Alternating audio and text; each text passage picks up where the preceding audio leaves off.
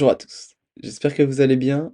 Aujourd'hui, nous allons découvrir ensemble l'histoire passionnante de Vinci.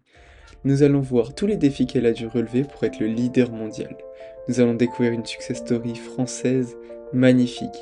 De 1899 à aujourd'hui, toutes les étapes qu'elle a dû surmonter pour devenir la meilleure dans son domaine. Toutes les filiales qu'elle a engagées pour être le plus diversifié possible. C'est une histoire inspirante et magnifique.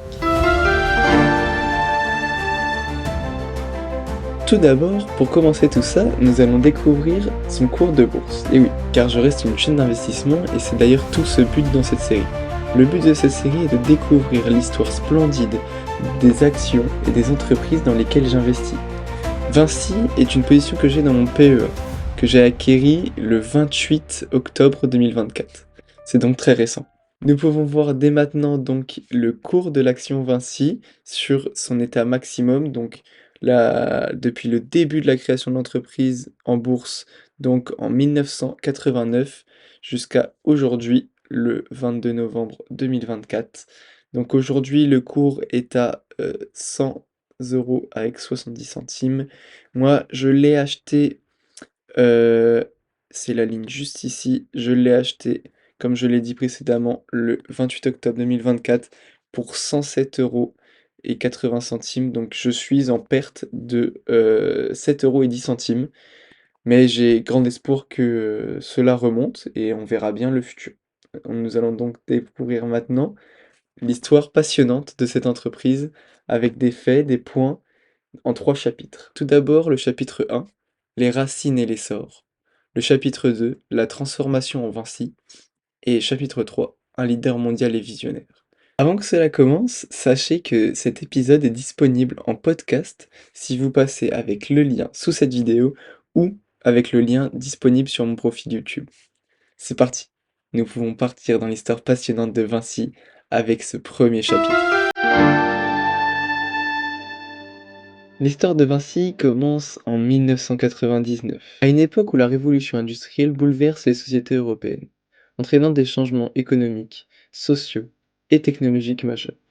Dans ce contexte de transformation rapide, Alexandre Giros et Louis Loucheur fondent la Société Générale d'Entreprise, la SGE. Leur vision est très claire, faire de la SGE un acteur clé dans le secteur des travaux électriques et métalliques, alors en pleine croissance.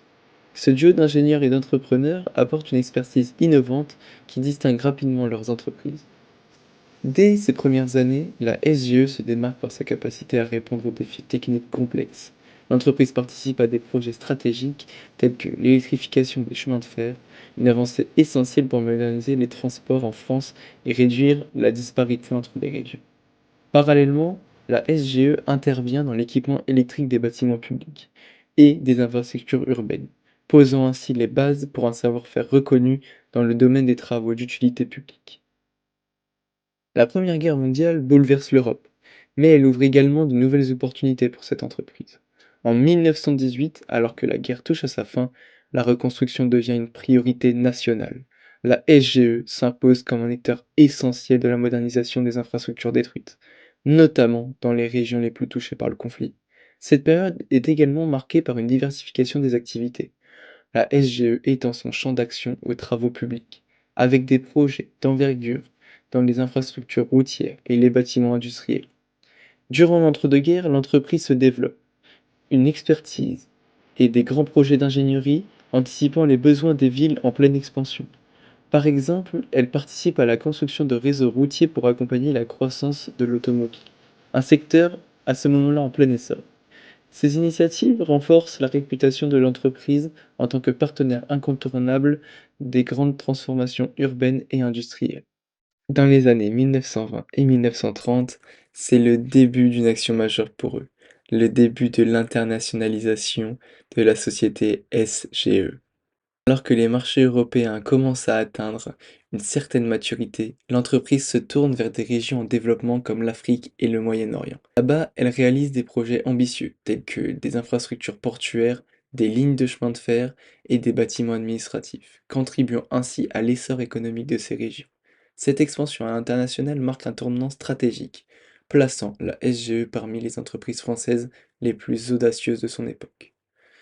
Pendant la Seconde Guerre mondiale, l'activité de la SGE ralentit, mais l'entreprise survit grâce à son adaptabilité. À la fin du conflit, la reconstruction massive de l'Europe lui offre de nouvelles opportunités.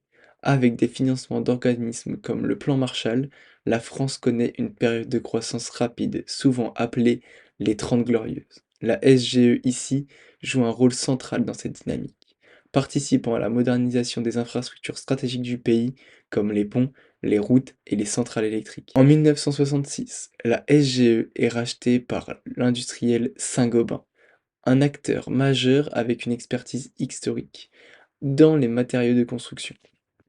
Ce rachat marque une étape cruciale pour l'entreprise.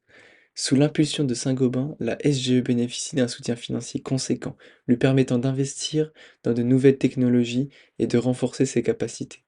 L'appui stratégique de Saint-Gobain prépare l'entreprise à affronter les défis des années 1970, une décennie particulièrement marquée par la mondialisation croissante et l'essor des grands projets d'infrastructure.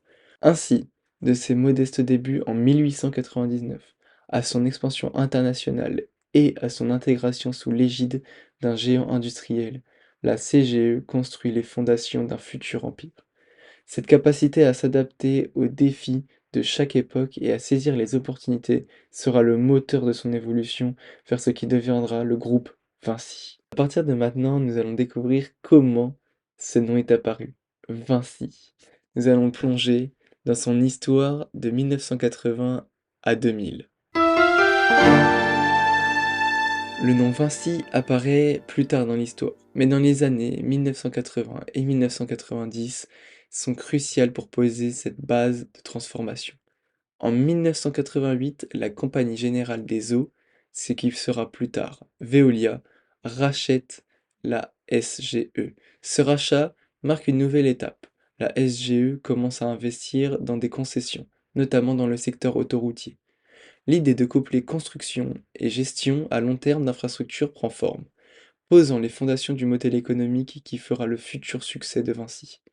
En 2000, la SGE échange de nom pour devenir Vinci, rendant hommage à Léonard de Vinci, ce qui symbolise la créativité, l'innovation et l'excellence qui caractérisent les ambitions du groupe. Cette période est marquée par l'acquisition d'entreprises stratégiques qui renforcent ses compétences. En premier, nous retrouvons Eurovia, spécialisée dans les infrastructures routières. En deuxième, Entrepose Contracting, active dans le secteur de l'énergie. Et enfin, Campenon Bernard, un acteur clé dans la construction d'infrastructures complexes. Vinci s'impose comme un acteur global. En France, il participe à des projets emblématiques tels que le Stade de France, construit pour la Coupe du monde de football en 1998, et le pont de Normandie, un chef-d'œuvre d'ingénierie et en plus de cela magnifique. À l'international, Vinci commence à signer des contrats pour des projets d'infrastructures dans des régions stratégiques comme l'Asie, le Moyen-Orient et l'Amérique latine. La diversification géographique et sectorielle devient un moteur de croissance. Maintenant, pour ce chapitre 3, nous allons découvrir comment Vinci a su rester au sommet. Et tout cela grâce à deux piliers. Les concessions. Avec Vinci Autoroutes et Vinci Airports, les groupes génèrent des infrastructures critiques dans des dizaines de pays. Vinci Autoroutes, par exemple, exploite plus de 4000 km de routes et autoroutes en Europe, ainsi que Vinci Airports, qui est devenu un des principaux opérateurs aéroportuaires mondiaux, géant des hubs majeurs en France, au Portugal, au Japon et même en Amérique latine. Ensuite, nous avons la construction, avec Vinci Construction, qui excelle dans des projets complexes, qu'il s'agisse de ponts, de stades ou même de tunnels sous-marins.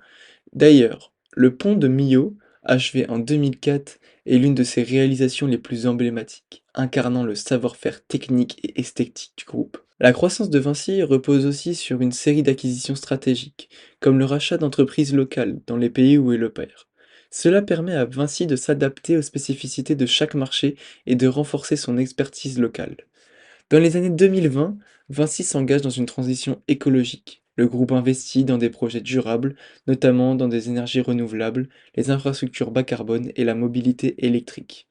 L'objectif est de réduire au maximum son empreinte carbone et de contribuer à la transition énergétique mondiale. J'espère que cette histoire vous a plu, vous pouvez me le faire ressentir juste en dessous en vous abonnant et en mettant un pouce bleu. Nous pouvons donc conclure aujourd'hui que Vinci n'est plus qu'une entreprise. Vinci, c'est des infrastructures, des moyens de locomotion, un principe moderne et futuriste. C'est surtout 270 000 collaborateurs dans plus de 120 pays. Et nous allons voir ce que Vinci fera à l'avenir. Elle a déjà passé un siècle, nous allons voir ce que nous réserve ce siècle actuel. Elle aura des défis majeurs au XXIe siècle, et nous allons voir comment va-t-elle les réaliser. Et c'est tout pour moi, au revoir.